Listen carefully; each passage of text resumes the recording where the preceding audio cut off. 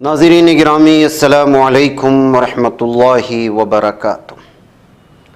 सीधी बात के ताज़ा तरीन प्राइम टाइम में आप लोगों का इस्तकबाल है। नाज़रीन गिरामी, मैं अंसार अज़ीज़ नदवी इस वक्त आप लोगों के सामने कुछ अहम तरीन ख़बरें, कुछ वायरल वीडियोस और कुछ तनक़ीदी तज़्ज़िये लेकर के हाज़िर हुआ हूँ। तफ़सीलात में जाने से पहले आप लोगों से जो दरख्वास्त होती है उस पर तवज्जो करने की अपील करूँगा।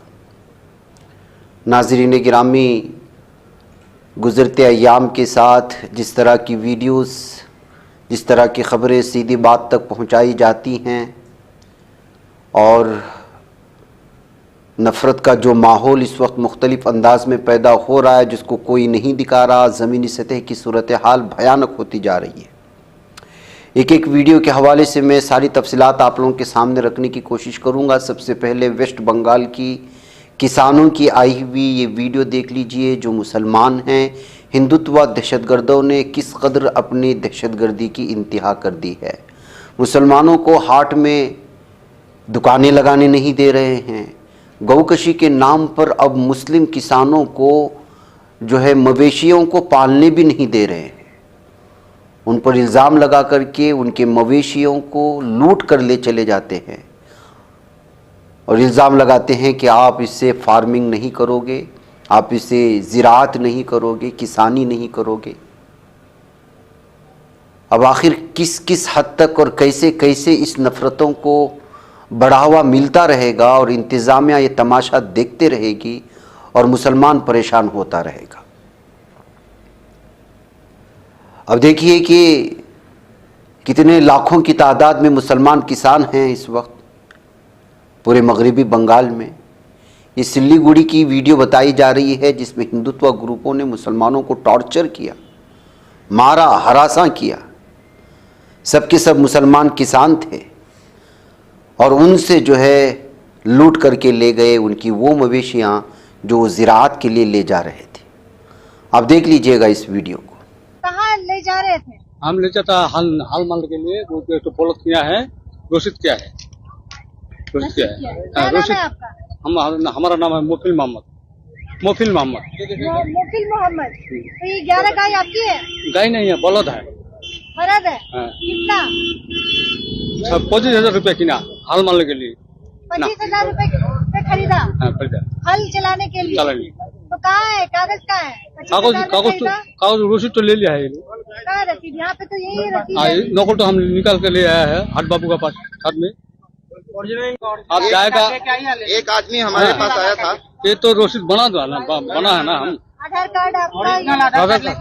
आधार कार्ड जिले है। ये पेपर जो है ना, ये पेपर जो है आपने बोला था कि अपने पास आधार कार्ड सिर्फ है। ये जो रसीद दिया है वो कहाँ है? वो बंदा का फोन से निकाला है और बोला है कि किसी का शादी है, काटने के लिए लेके जा रहा है। वो फरार है। अभी वो लंबा बाल वाला वो कहाँ है? वो उसको लेके आइए। वो आलो। वो क्यों बोला कि वो काटने के लिए लेके जा रहा है? वो हम हल मारने के लिए नहीं वो हल चलाने के लिए लेके जा रहा है। शादी है। हमको एक तो बोला शादी है, 2 ठो गाय उसको काटने के लिए लेके जा रहा है डायरेक्ट। हमको भेटे नहीं होता, हम उससे बात करेंगे। ये आप उसी से निकालिए। आदमी था वो लोग। ये प्रिंट आउट उसी का है। सीरियल नंबर हम आपका नाम है यहाँ पे? उस रसीद में आपका नाम है? दिखाइए, आपका नाम बताइए। क्या नाम है? नाम बताइए। मोफिल मोहम्मद। उसमें नाम है? वो रसीद में नाम है? आपका आधार कार्ड ले लिया पुलिस ऑफिस में। आधार कार्ड कोई लेता होगा। आधार कार्ड जेल से लेके आया है ऑफिस में। बिना आधार कार्ड के जेल से ऑफिस में है। आप झूठ मत बोलिए, ठीक है? इन हिंदुत्व गुंडों को देखने के बाद आप अंदाज़ा लगा सकते हैं कि किस तरह की ये लोग जो है जबरन अपने हाथों में कानून लेते हैं और पुलिस से सारा तमाशा देखती रहती है। ये खबर ये तो दूसरी जानिब मैं आपको ले चलता हूँ।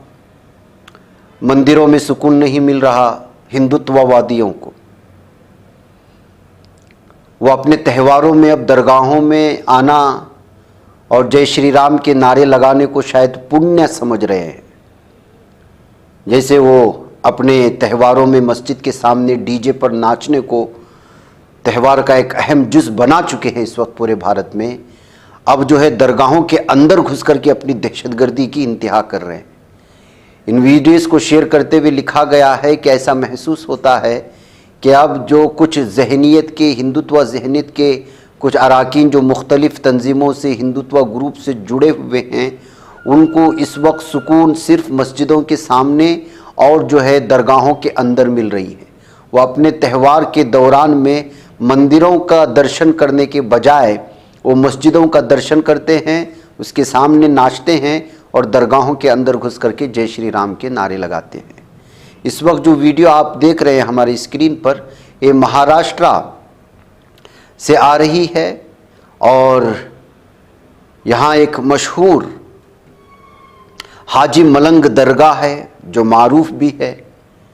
उर्स फेस्टिवल चल रहा था तो हिंदुत्व ऑर्गेनाइजेशन के गुंडे अंदर आए, आरती उतारने की बात कही, फिर उस पर जो है जय श्री राम के नारे लगाए, हंगामा किया।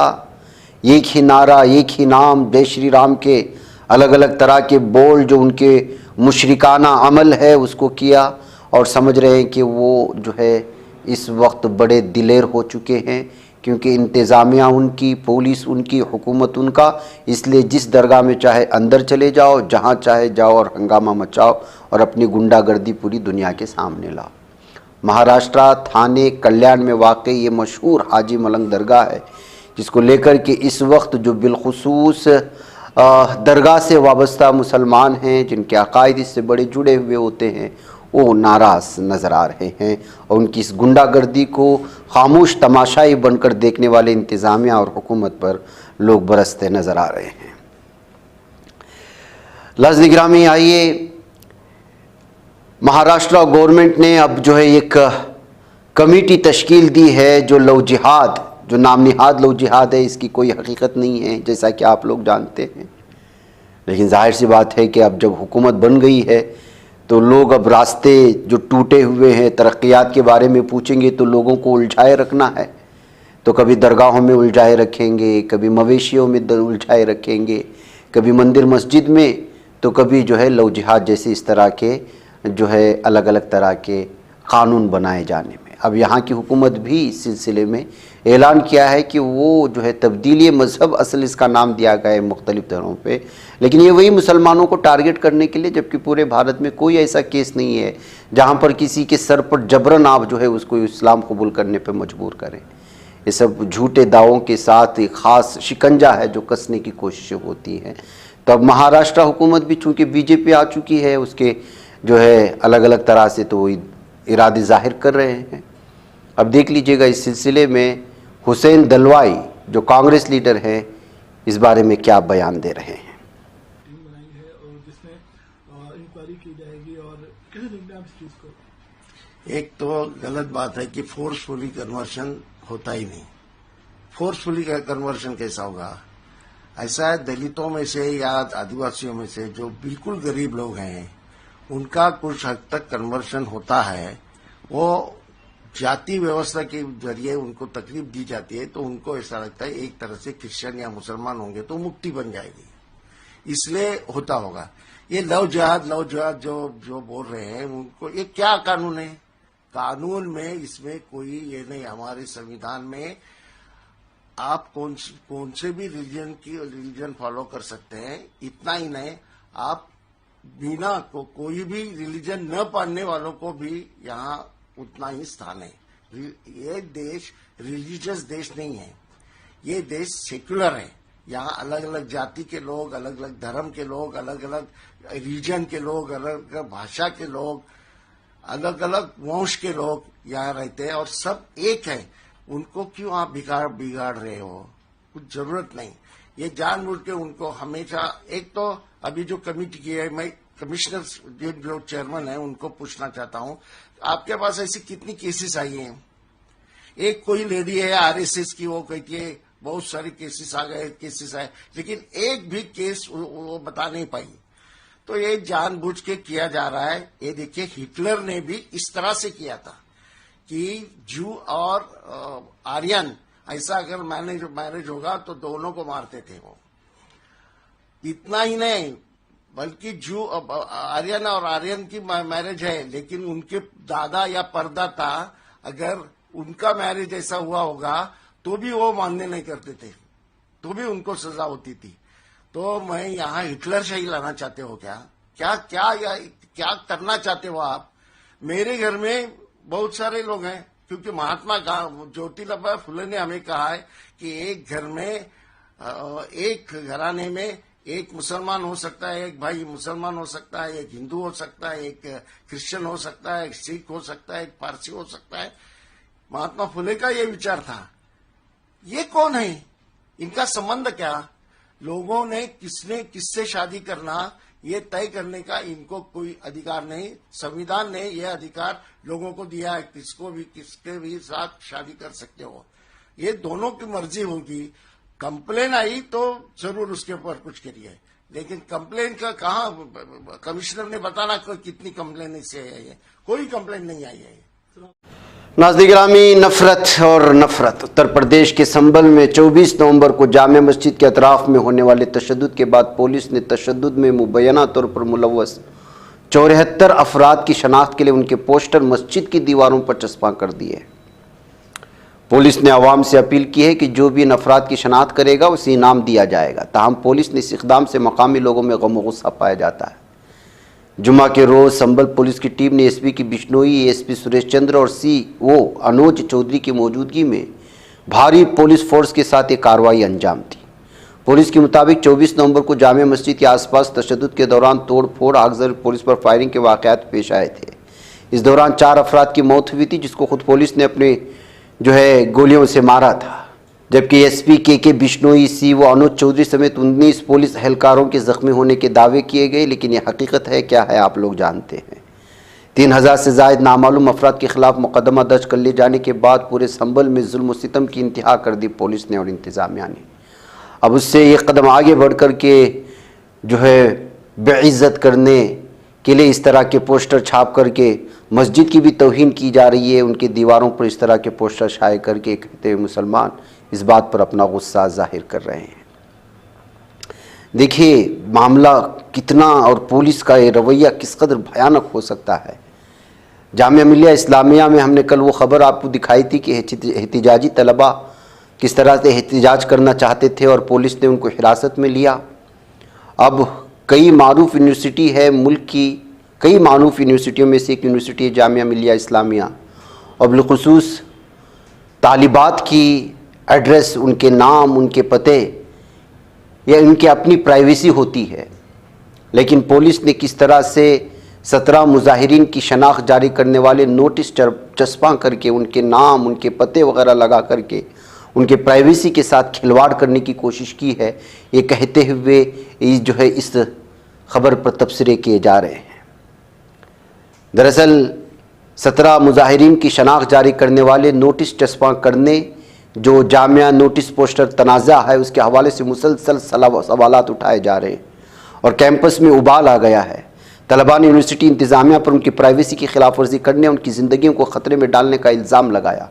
इल्ज़ाम लगाया गया कि नोटिस में 17 तलबा के नाम, उनकी तस्वीर, शनाख्ती कार्ड, पते, फ़ोन नंबर, ईमेल और कोर्स के साथ ये मालूमात शामिल है कि किस बाएँ बाजू की तंजीम से वाबस्ता है।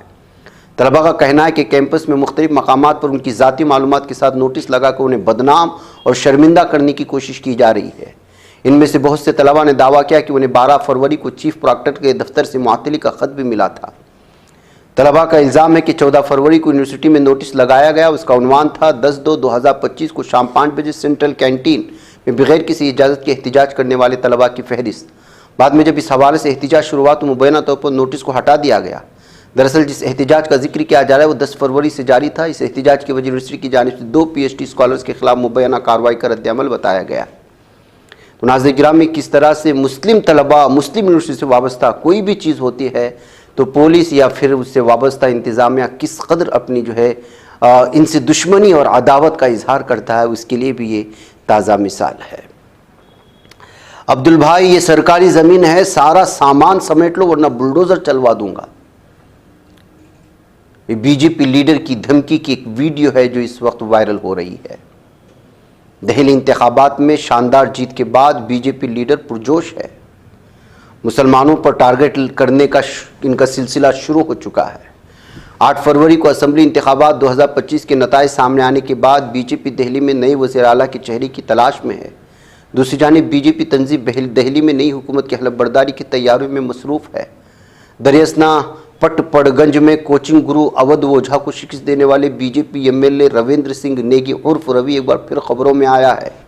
रविंद्र सिंह नेगी का एक वीडियो सोशल मीडिया पर वायरल हो रहा है। इसमें गैर कानूनी कब्जों के खिलाफ कार्रवाई का इंतबाह दे रहे हैं।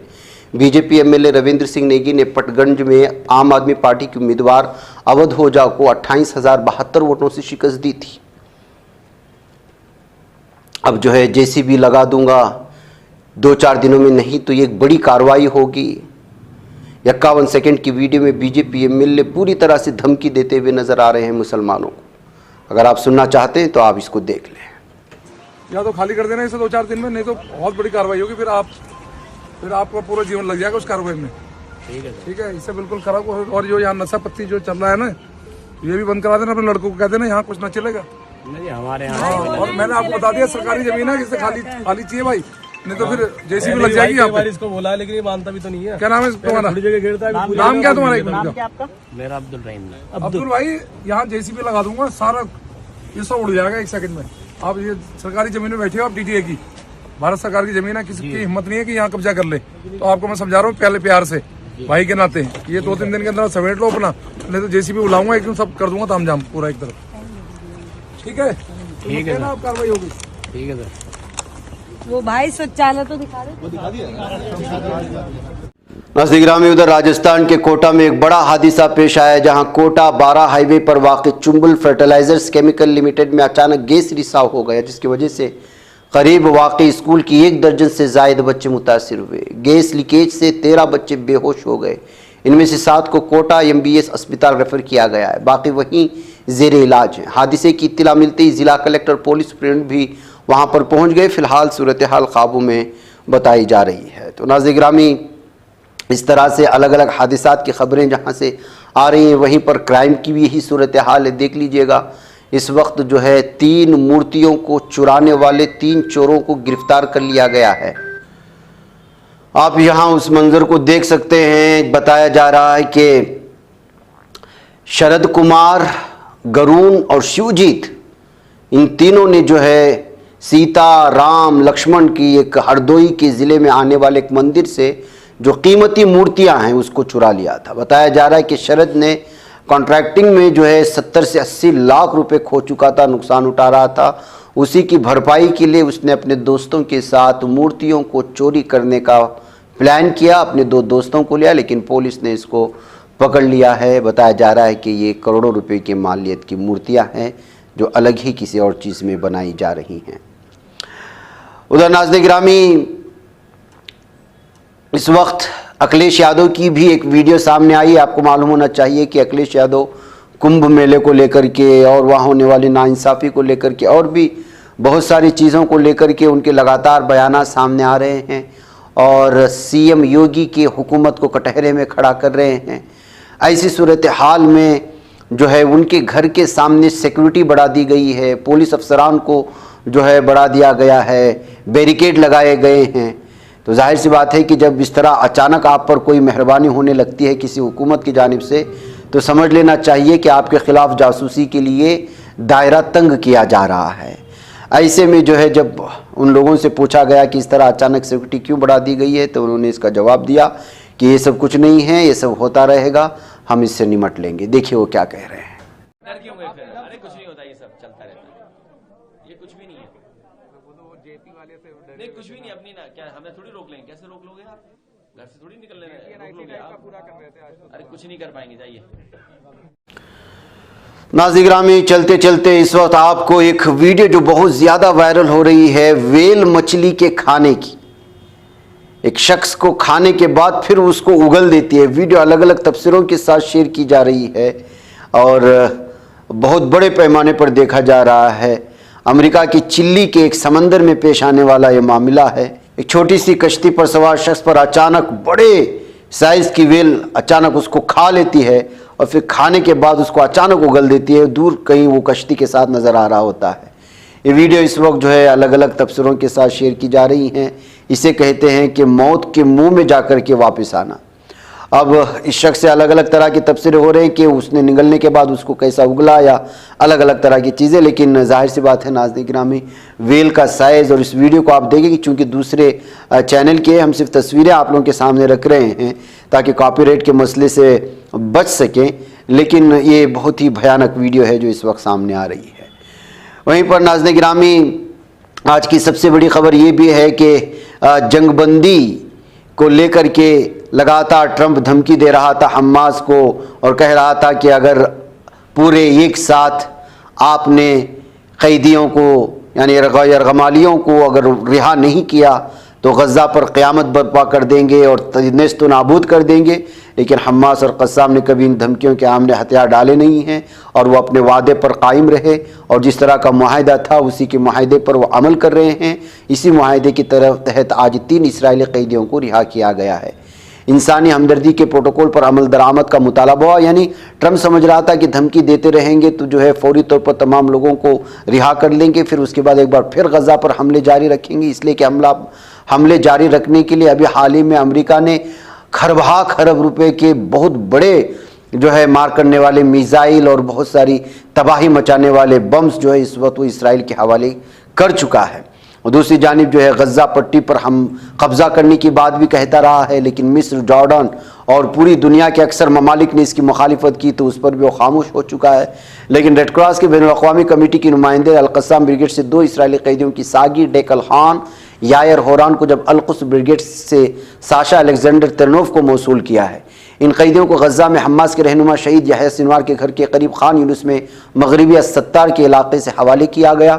हमास ने कैदियों के तबादले के अमल के मौके इस बात पर जोर दिया कि सालिस ममालिक मुआहदे पर काबिज इसराइली रियासत को पाबंद करने की ज़मानत दे।